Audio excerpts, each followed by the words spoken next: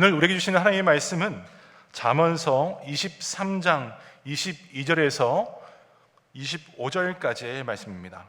제가 먼저 22절 읽겠습니다. 너를 낳은 아비에게 청종하고 내 늙은 어미를 경히 여기지 말지니라. 진리를 사되 팔진을 말며 의인의 아비는 크게 즐거울 것이요 지혜로운 자식을 낳은 자는 그로 말미암아 즐거울 것이니라. 함께 읽겠습니다. 내 부모를 즐겁게 하며 너를 낳은 어미를 기쁘게 하라. 아멘. 부모를 즐겁고 기쁘게 하라라는 제목으로 말씀의 은혜를 함께 나누고자 합니다. 오늘 미국에서는 마더스 데이로 지키지만 우리 교회는 절기상 어버이 주일로 지킵니다. 그래서 우리 옆에 계신 아버님, 어머님들을 향해서 서로 축복하시면서 이렇게 인사하면 좋겠습니다. 그동안 정말 수고 많으셨습니다. 그동안 정말 수고 많으셨습니다. 그동안 정말 수고 많으셨습니다. 네. 한 번 더 인사할까요? 하나님의 기쁨만 있기를 바랍니다. 하나님의 기쁨만 있기를 바랍니다. 하나님의 기쁨만 있기를 바랍니다. 다큐멘터리를 보면 종종 들판에서 사슴이나 들소들 또 야생 동물들이 새끼를 낳는 장면을 보게 됩니다. 갓 태어난 새끼들은 금방 일어나서 제 발로 어미들을 따라 나섭니다. 그러나 우리 사람이 낳은 아이들은 어떻습니까? 1년이 지나도 제대로 걷지를 못합니다. 그만큼 한 아이가 제대로 성장하려면 어머니와 아버지의 수고와 노력, 기도와 정성이 필요한 것입니다. 이처럼 오늘 나를 나되게 하신 분이 다름 아닌 우리의 부모님이 되십니다. 그래서 사실 우리는 평생 부모님께 늘 빚진 인생이 되어야 합니다. 근데 요즘 부모님들의 마음이 많이 헛헛하다는 이야기들이 들려옵니다. 딸을 가진 40대 중반 아버지의 이야기입니다. 회사에서 밤늦게까지 야근을 해야 했습니다. 저녁을 먹고 나자 밀려오는 피로와 스트레스가 아주 컸습니다. 갑자기 외롭고 쓸쓸한 마음이 들었습니다. 잠시 일을 멈추고 중학교에 다니는 딸아이의 목소리가 듣고 싶어서 전화를 합니다. 특별한 대화를 나누려고 했던 것은 아닙니다. 그저 딸의 목소리를 듣는 것만으로도 허전한 아빠의 마음을 달랠 수 있을 것 같았습니다. 신호음이 들립니다. 수화기 저편에서 들려올 딸의 목소리를 생각하니 벌써 이 아빠의 입에는 미소가 번지고 있었습니다. 기대했던 대로 딸이 전화를 받습니다. 이 짧은 시간이었지만 아빠는 여러 가지 생각을 합니다. 오늘 늦게 들어가지만 이 딸아이를 위해서 선물 하나를 준비해야겠어. 그리고 잠든 아이 머리맡에 내가 이렇게 가져다 둬야지. 그런데 수화기 너머에서 들려오는 딸아이, 매우 귀찮다는 듯이 이렇게 말합니다. 아빠야? 엄마 지금 TV 보고 있는데 잠깐만 기다려봐. 엄마 먼저 바꿔줄게. 아빠가 어떤 말을 하기도 전에 전화기를 놓고 엄마를 부르기 시작합니다. 엄마! 아빠한테 전화 왔어. 엄마가 말합니다. 무슨 일이냐고 물어봐. 엄마 지금 바빠. 이 딸이 또 이렇게 대답을 합니다. 아니야, 그냥 엄마가 받아. 엄마는 나도 지금 연습곡 보고 있단 말이야. 얘가 왜 이렇게 나를 귀찮게 굴어? 그리고는 엄마가 전화를 받습니다. 여보세요, 무슨 일이야? 오늘 늦게 들어오는 거야? 아빠는 갑자기 기분이 나빠졌습니다. 듣지 않아야 할 대화를 들은 것처럼 무안해했습니다. 설레던 마음도 사라져버렸습니다. 무심한 가족의 모습에 상처가 되었습니다. 그리고 가만히 몇 초 동안 있었습니다. 그러자 아내가 아니 무슨 일인데 전화했어요? 왜 아무 말도 없어요? 그러자 아빠는 할 말은 이것뿐이었습니다. 아무것도 아니야. 그냥 나 오늘도 늦게 들어가. 그리고는 전화가 끊어집니다. 혼자라는 생각에 가슴이 적셔왔습니다. 사랑하는 여러분, 자녀들, 가족들에게 전화가 걸려올 때 여러분은 어떻게 받으십니까? 아버지에게서, 어머니에게서 전화가 올 때 여러분은 어떻게 받으십니까? 남편이나 아내에게 전화가 올 때 여러분 어떻게 대화를 하십니까? 가까운 사람일수록 정성스럽게 친밀감을 가지고 받아야 합니다. 가까운 사람일수록, 사랑하는 사람일수록 그렇게 받아야 합니다. 왜요? 그것이 사랑의 표현이기 때문입니다. 한국의 한 조사기관에서 성인 500명을 대상으로 일주일 동안 부모님과 통화하는 시간을 조사했습니다. 먼저 비교 대상이 되는 사람들에게 애인과는 얼마나 전화하냐고 물어봤습니다. 그랬더니 140분을 한 번에 전화하면 통화한다고 합니다. 그리고 친구와 97분 통화한다고 합니다. 이것이 평균 일주일의 통화량이었습니다. 그런데 부모님과의 통화하는 결과는 거의 충격적이었습니다. 얼마 정도 나왔다고 생각하십니까? 여러분 얼마라고 생각하십니까? 17분이요? 부모님과는 평균적으로 약 6분을 통화한다고 합니다. 애인과 통화하는 시간에 20분의 1이 채 되지도 않는 것입니다. 또 횟수로는 1년에 약 37회 정도 부모님과 통화한다고 합니다. 1년이 52주니까 계산해 보면 일주일에 한 번도 전화를 드리지 않는다는 것이죠. 그렇다면 가끔 전화를 해서 무슨 말을 할까요? 처음에는 부모님의 안부를 묻다가 금세 나의 푸념으로 끝나는 것은 아닌지 모르겠습니다. 이처럼 부모와 자녀가 대화를 자주 나누지 않다 보니 어떻게 대화해야 하는지 내용과 방식을 모르는 경우가 참으로 많이 있었습니다. 그래서 그 반대로 55세 이상 중장년층에게 평소 당신은 자녀들과 대화하면서 가장 크게 상처받는 말이 무엇입니까? 라고 질문을 합니다. 첫 번째가 아빠 엄마하고는 말이 안 통해 였습니다. 소통의 시대에 불통의 대상으로 부모가 지목된 것입니다. 나의 자녀가 나와 이야기하는 것이 싫어한다는 느낌을 받았을 때 우리 부모님들 가장 크게 상처를 받았습니다. 두 번째는 이 말이었습니다.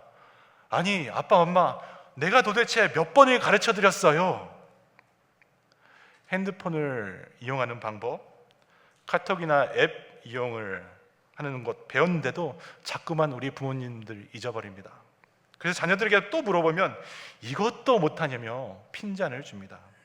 이럴 때 부모는 상처를 받는다고 합니다. 세 번째는 너무 바빠서요. 이번에도 찾아뵙지 못할 것 같아요 였습니다. 바쁘다는 핑계로 부모님을 찾아뵙지 않는 것이 우리 부모님들에게 상처가 된다고 하였습니다. 제가 설교를 준비하면서 몇 달 전에 약 8년 만에 부모님을 찾아뵈었을 때 저의 행동 하나하나가 떠올랐습니다. 오매물망 저를 보고 싶어 하셨었고 그리고 기다리셨을 것 같았었는데 저도 모르게 이 세 가지의 모습 모두를 부모님과 함께 했을 때 보여드린 것 같고 또 마음을 아프게 해드렸을 것 같다는 생각에 참 죄송했습니다. 그렇다면 반대로 부모가 우리 자녀들에게 듣고 싶은 말은 무엇이 있을까요? 첫 번째, 우리 엄마 아빠가 최고예요. 부모님 잘 키워주셔서 참 감사합니다. 이 말이었습니다. 이 말을 듣는 것이 자녀가 돈을 주거나 함께 식사하는 것보다 더 좋다고 부모님들 대답하셨습니다. 두 번째는 이제 저의 걱정은 그만두시고 앞으로 부모님 두 분을 위해 사셨으면 좋겠어요 라는 말이었습니다. 부모님을 배려하고 높이는 말을 들으면 마음이 따뜻해진다고 하셨습니다. 세 번째는 오래오래 건강하게 사세요 였습니다. 건강을 챙기고 장사라는 말에 그동안 쌓였던 모든 앙금들이 눅눅듯이 풀어진 것입니다. 사랑하는 성도 여러분, 오늘 우리 가정에서 나누는 대화의 내용은 과연 무엇입니까? 부모님과 통화의 내용은 무엇입니까? 왜 전화했어요? 이것이 아니라 통화를 하고 끊기 전에 부모님께 고맙습니다, 감사합니다 드리는 말 한마디가 우리 부모님들에게 기운을 드리는 것임을 꼭 기억하시길 바랍니다. 그리고 또 이런 말을 전할 수 있는 부모님이 살아계시다는 것이 오늘 우리에게 큰 축복임을 아셔야 합니다. 그래서 점심 친교 후 우리 교회 밖으로 나가실 때에 제가 숙제 하나씩을 드리겠습니다.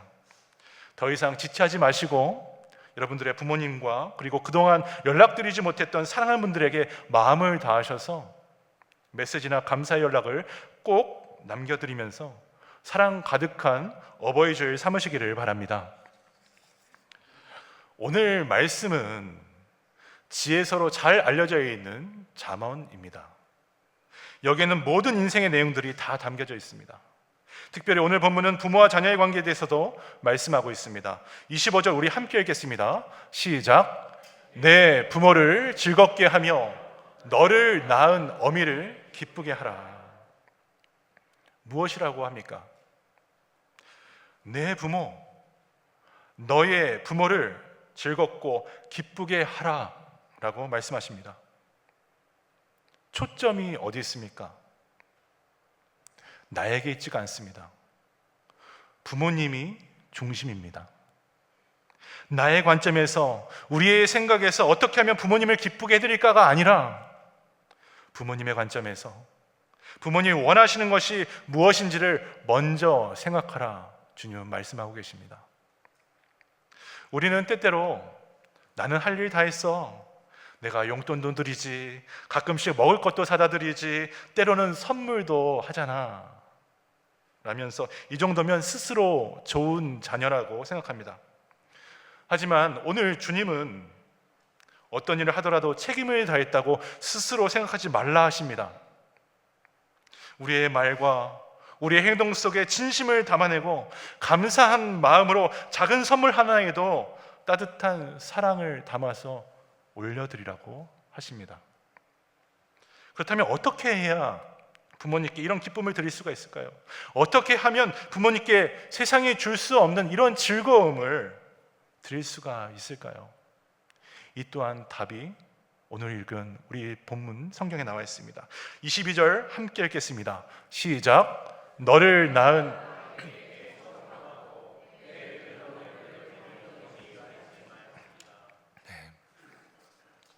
첫 번째는 청종하는 것입니다. 귀를 기울일 때에 기쁨을 드릴 수 있다고 합니다. 히어링이라는 단어는 그냥 듣는 것인가 반면에 리스닝은 관심과 애정을 가지고 귀를 기울이는 것을 뜻합니다.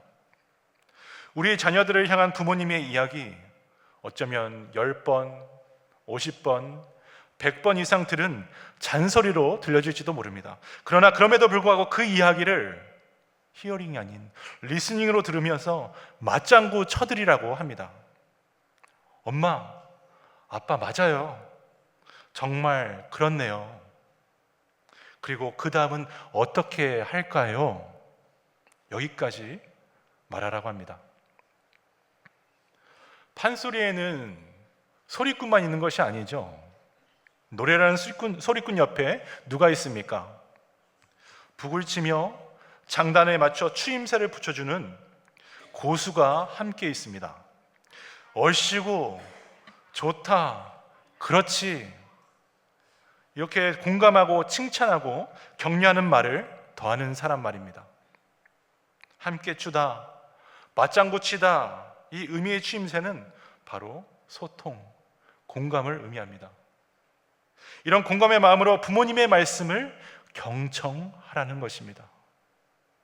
왜 그렇습니까? 부모님의 마음을 가장 기쁘게 하는 것이 바로 이 듣는 마음이기 때문입니다. 부모님은 내 자녀가 내 이야기를 경청하는 것만으로도 기분이 좋아지신다 합니다. 부모님을 즐겁게 하는 두 번째 방법은 뒤에 나오는데, 늙은 어미를 경히 여기지 않는 것입니다. 무시하고 업신여기지 말라 하십니다. 부모님이 나이가 들어서 힘이 없다고, 이제 은퇴해서 나에게 아무것도 해줄 능력이 없다며 그 앞에서 감히 큰 소리 치지 말라고 하십니다.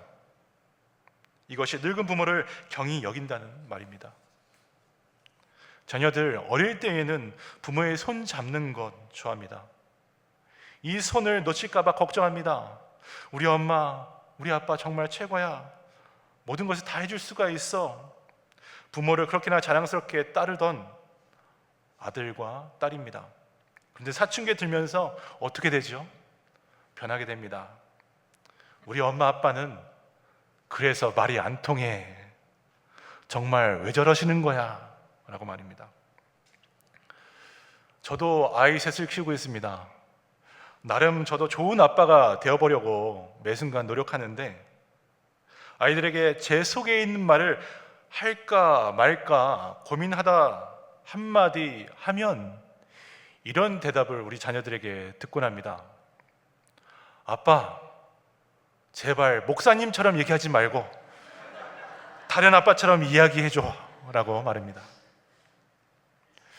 노골적으로 부모에게 반항하고 심지어 무시하기도 하면서 부모의 존재 자체를 부끄럽게 생각하는 것, 이러한 모습에 우리 부모님들 괘씸하기도 하고 어떤 분들은 상처와 아픔이 되곤 합니다. 그래서 마지막 최고의 효도는 내가 우리 부모님의 자녀인 것을 소중하게 생각하고 자랑하는 것입니다. 그런데 우리 신앙생활도 마찬가지입니다. 나의 주님이신 예수님을 자랑스럽게 여기는 것이 믿음, 신앙이라고 합니다. 그 예수님을 이 세상에서 내가 서 있는 곳에서 자랑스럽게 이야기하는 것이 전도이고 선교입니다. 또 예배란 다른 것이 아닙니다. 하나님이 내 아버지가 되시고 예수님이 나의 주인 되신다는 것을 자랑스러워하는 것이 예배인 줄 믿습니다. 그래서 복받는 교회들에는 공통점이 있습니다. 성도들이 자신의 교회를 자랑스럽게 생각합니다. 교회의 사역자, 교회의 리더들, 지도자들을 소중히 여깁니다. 함께 예배드리는 우리 성도들에 대한 긍지와 자부심이 있는 교회가 그래서 부흥하는 교회입니다. 오늘날 우리가 살아가는 이 땅의 문제가 또한 어디에 있습니까? 정치 지도자들을 뽑아놓고는 마구 흔들어댑니다. 잘하는 것이 아니라 조롱하고 비난합니다. 반대로 지도자의 문제는 어디 있습니까? 국민 하면서 국민을 위하는 것처럼 말하지만 실상은 국민을 우습게 여깁니다. 선거철에만 국민들의 관심을 갖고 그 후에는 곧 잊어버립니다. 백성들을 진심으로 사랑하며 섬기는 지도자 있는 나라가 복된 나라, 지도자를 진정으로 사랑할 수 있는 백성들, 자랑하는 백성들이 있는 곳이 복받는 백성인 줄 믿습니다. 그리고 하나님을 사랑하는 것과 부모님을 공경하는 것은 별개가 아니라고 주님은 우리에게 또한 가르쳐 주시고 말씀하십니다. 하나님을 사랑하는 것은 부모님을 공경하고 부모님을 기쁘게 해드리는 것과 함께 발맞추어서 간다고 하십니다. 레위기 19장 3절 말씀도 우리 함께 읽겠습니다. 시작. 너희 각 사람은 부모를 경외하고 나의 안식일을 지키라. 나는 너희 하나님 여호와이니라. 아멘. 하나님은 너희의 부모를 공경하고 동시에 나의 안식일을 지키라 말씀하십니다. 여기서 공경이라는 단어 히브리어로 카베드라는 단어가 쓰이고 있습니다. 카베드라는 단어는 세 가지의 뜻을 담고 있습니다. 첫 번째, 저울의 물건에 무게를 달 때 카베드를 사용합니다. 물건의 무게를 말합니다. 두 번째는 상대방에게 영광을 돌리거나 영화롭다 할 때 카베드를 사용합니다. 추상적인 높임을 말합니다. 마지막 셋째는 이 인체의 장기인 간을 지칭할 때 카베드를 사용합니다. 아시다시피 우리 몸에서 간이 차지하는 기능과 역할 굉장히 중요하지 않습니까? 이 간이 망가지면 모든 것이 다 끝난다고 평가받을 정도입니다. 오늘 잠언에 청정하고 경히 여기지 말라가 레위기에 공경으로 해석되고 있는데 카베드가 바로 여기 세 번째에 해당되고 있습니다. 그래서 부모를 공경하라는 말씀은 부모를 나의 몸처럼, 나의 장기처럼 매우 중요하게 여기라는 말로 우리가 받아야 하는 것입니다. 즉 하나님 앞에 나와 하나님을 예배하는 것과 부모님을 공경하는 것이 함께 가는 것, 이것이 무엇을 뜻합니까? 부모를 공경할 줄 모르면서 하나님을 예배한다는 것은 거짓말일 수 있다는 뜻입니다. 예수님께서 이 땅에 오셨을 때 당대 종교 지도자들에게 하신 말씀 중에 이런 것이 있습니다. 너희들 고르반 하지 말라라는 말입니다. 고르반이란 말은 하나님께 드렸습니다 라는 말입니다. 당시에 자신의 재물과 재산을 공동체에 맡기고는 부모님이 가난하여 힘들게 사는데도 고르반 이야기하면서 부모님 외면하고 드릴 것이 없다고 하는 사람들이 있었습니다. 예수님은 이 모습을 보시면서 부모님을 공경하지 않고 봉양하지 않으려는 핑계로 고르반 하지 말라는 뜻입니다. 하지 말라고 하셨습니다. 부모의 공경보다 하나님에 대한 신앙이 우선적인 것이 사실입니다. 맞는 이야기입니다. 그러나 하나님에 대한 신앙은 곧 부모님을 공경하고 사랑하고 봉양하는 데서 꽃이 피고 열매가 맺혀지는 것입니다. 믿음의 사람일수록, 성도일수록, 그래서 부모님을 더욱 즐겁게 드리고 기쁘게 해야 하는 것입니다. 보통 어릴 때 부모님을 사랑하고 자랑하다가 어느 날부터 머리가 좀 컸다고 부모님을 평가합니다. 그리고 인생이 거의 끝날 때쯤 되어서야 소수의 사람들이 부모님께 용서를 구하고 부모님 앞으로 찾아갑니다. 하지만 하나님은 성도에게 이런 길을 가지 말라고 분명하게 말씀하고 있습니다. 자녀를 낳을 정도의 나이가 되어보면 내가 어렸을 때 부모가 나를 위해 참 애쓰셨구나, 나를 위해서 기도해주고 계셨구나, 내가 울거나 아플 때 부모님의 마음이 참 아팠겠구나 깨달을 수 있다고 합니다. 물론 알았다고 해서 우리가 받은 만큼 다 드릴 수도 없습니다. 그렇지만 주님은 순간순간 감사합니다, 고맙습니다, 부모에게 기쁨과 즐거움을 드리라고 명령하고 계십니다. 그래서 사랑하는 성도 여러분, 여러분의 부모님 아직 곁에 계십니까? 그렇다면 그 자체로 감사하십시오. 시간을 내어주십시오. 그리고 함께 사랑을 나누어 드리십시오. 그리고 말씀하세요. 고맙습니다, 감사합니다. 제가 아버지의 아들이어서, 제가 어머니의 딸이어서 참 자랑스럽습니다 말입니다. 이 많은 축복이 전부 부모님으로부터 받은 것입니다.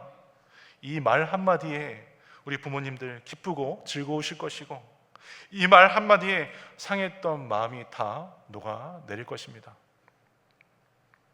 하나님을 사랑하고 주님이 가르쳐 주신 대로 하나님께 예배드릴 줄 아는 사람은 부모님을 사랑하고 부모님을 공경할 줄 아는 성도입니다. 먼저 내가 그런 자녀가 되고 또 나의 자녀들로부터 그러한 사랑과 공경을 다 받으시기를 축복합니다. 그리고 이 축복을 우리 생애가 다 지나가는 때까지 누리는 하나님의 사랑과 은혜가 넘치는 복된 가정 되기를 또한 바랍니다. 말씀을 맺겠습니다. 저희 교회가 아니고요, 어떤 교회 아동부에서 10계명 외우기 시험을 보았습니다. 오후에 채점을 하던 담당 전도사님, 담임 목사님에게 사진 한 장을 찍어서 카톡을 보냈습니다. 저학년 학생의 답안지였습니다. 1계명부터 잘 외워서 답을 잘 적다가 5계명 무엇이죠? 내 부모를 공경하라. 여기서 이렇게 적은 것입니다. 내 부모를 공격하라. 공경이라는 어려운 말을 몰라서 나온 실수였겠지만 웃으면서도 한편으로는 마음이 편치만은 않습니다. 누가복음에 보면 아버지가 살아있는데도 아버지의 유산을 챙겨서 집을 나간 탕자가 등장합니다. 사실 그런 사람은 이스라엘 법으로 이미 죽어 마땅한 사람이었습니다. 신명기에도 부모에게 패역한 일을 한 자식을 만나면 어떻게 하라고 합니까? 옆에 있는 돌을 주워다가 쳐서 죽이라고 합니다. 그런데 아버지가 살아있음에도 이 아들은 유산을 요구합니다. 아버지, 빨리 나에게 돈 주고 뒤로 밀러 그만 사라져 주세요. 폐륜적인 태도. 그럼에도 그 아버지는 어떻게 합니까? 그 요구조차도 들어줍니다. 아들은 돌아올 생각이 없어 이방 땅에서 흥청망청 살다 완전히 탕진하며 굶어 죽게 되었을 때에 비로소 아버지가 기억이 나고 집으로 돌아옵니다.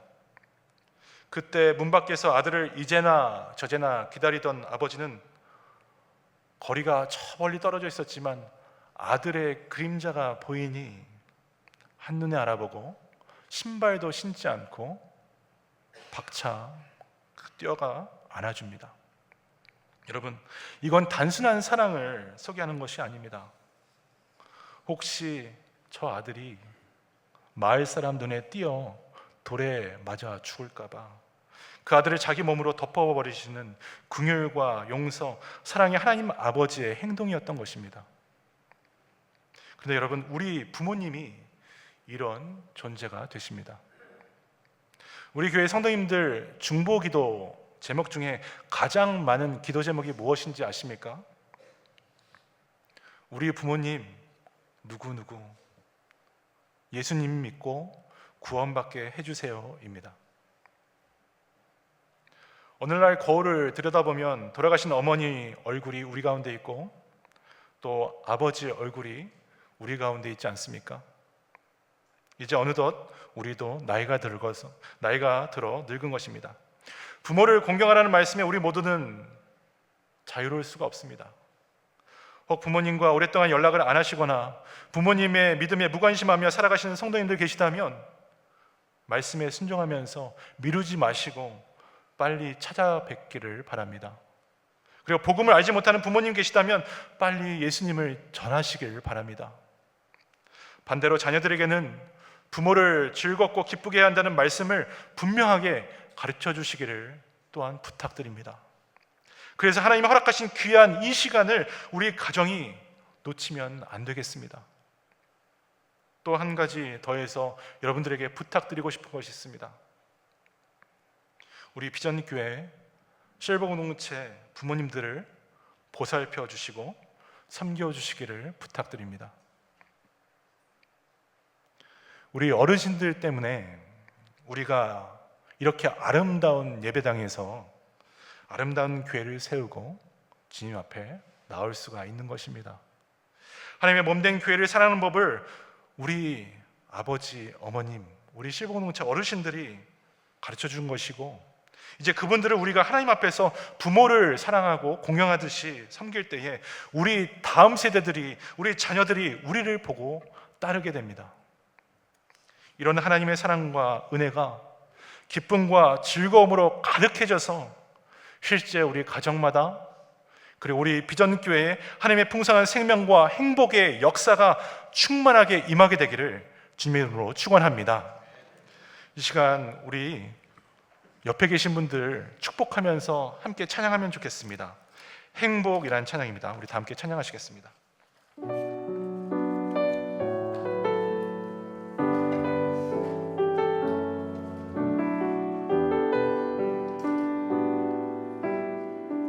화려하지 않아도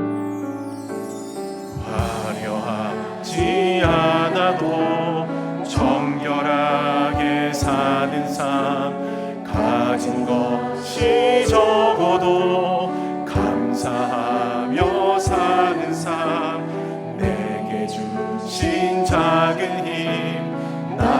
죽여 사는 삶, 이것이 나의 삶의 행복이라. 이것이 행복, 이것이 행복이라오.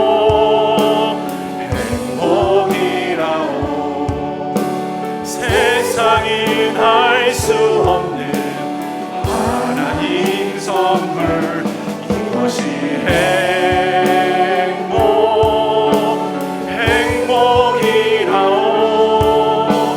하나님의 자녀로 살아가는 것, 이것이 행복이라오. 눈물 날 일 많지만 기도할 수 있는 것, 억울한 일 많으나 주를 위해 참는 것, 비록 짧은 삶, 주 뜻대로 사는 것, 이것이 나의 삶의 행복이라오. 이것이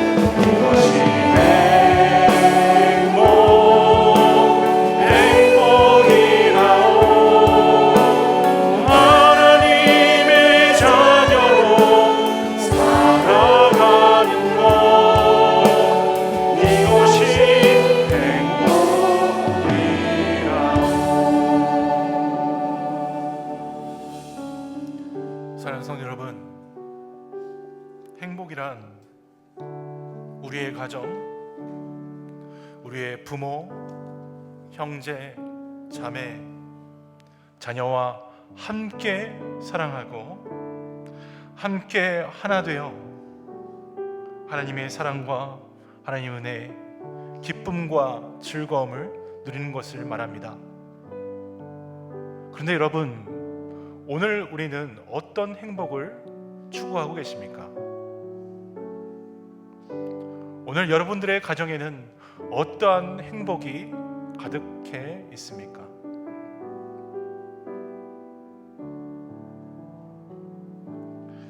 우리 삶에 눈물 날 일이 참 많이 있죠. 하지만 그 눈물을 닦아주신 분이 우리의 부모님이십니다. 억울한 일이 참 많이 있죠.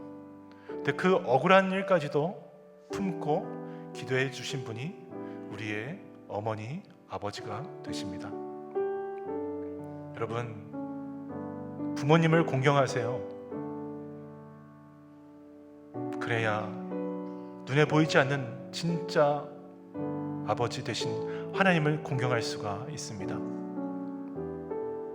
우리 함께 말씀을 기억하면서 합심으로 기도할 때에 이렇게 기도하면 좋겠습니다. 하나님, 부모님의 그 사랑은 감사로 깨닫는 자녀 되게 하여 주시옵소서. 하나님, 그리하여서 작은 소소한 것조차도 기쁨과 즐거움으로 부모님을 공경하는 말씀이 내 안에 살아있게 하여 주시옵소서. 하나님, 우리 가정마다 예수님을 믿지 않는 부모님이 있다면, 그런 우리 친척들이 있다면 하나님, 구원의 은혜를 내려 주시옵소서. 다른 것이 행복이 아니라 예수 잘 믿고 예수 안에서 사랑과 은혜의 기쁨을 누리는 것이 행복임을 깨닫게 하여 주시옵소서. 하나님, 그리고 우리를 위해서 교회를 위해서 일평생 기도하고 섬겨주신 실버 공동체에게도 마지막까지 평안과 소망이 샘솟게 하여 주시옵소서. 이 모든 것이 자랑스러운 가정, 자랑스러운 비전교회 되게 하여 주시옵소서. 우리 주여 한번 부르고 다 함께 합심으로 기도하겠습니다. 주여, 사랑과 은혜가 충만하신 하나님, 기도하기 원합니다. 하나님, 부모님의 그 사랑 감사롭게 나는 자녀 되게 하여 주시옵소서. 하나님, 작은 소상 먹고 저자도 기쁨과 즐거움으로 부모님을 공경하는 말씀이 내 안에 살아있게 하여 주시옵소서. 하나님, 우리의 가정마다 예수님을 믿지 않는 부모님들이 있다면 가족과 친척들에게 구원의 은혜를 내려 주시옵소서. 하나님, 일평생 교회와 성도들을 사랑했던, 섬겼던 우리 실공동체 어르신들에게 마지막까지 평안과 소망이 샘솟게 하여 주시옵소서. 아버지, 그리하여서 우리 부모님이 자랑스럽게 여기고 우리 실공동체가 자랑스럽게 여겨지고 우리 교회가 자랑스럽게 여겨질 수 있는 그런 놀랍고 충만한 역사가 우리 가운데, 오늘 예배 가운데 일어나게 하여 주시옵소서. 정말 주님께 우리의 모든 것을 올려드리기 원합니다. 주님 한 분만으로 행복할 수 있는 우리 가정과 교회 되게 하여 주시옵소서. 주님 역사하여 주시옵소서. 하나님 아버지, 우리에게 사랑하는 육신의 어머니 아버지를 주시고 생명의 은총과 사랑의 빛을 지게 하신 것에 감사합니다. 이제는 이 감사함으로 부모님을 공경하며 섬기게 하시고 또 사랑하는 내 자녀들에게도 이 사랑을 나눠줄 수 있는 한 사람 되게 하여 주시옵소서. 하나님을 경외하고 부모님을 공경하는 마음을 통해 믿음의 사람들이 이 땅에 넘쳐나서 가치 있는 나라를 이룰 수 있도록, 가치 있는 역사를 이룰 수 있도록 주님 또한 저희들을 사용하여 주시옵소서.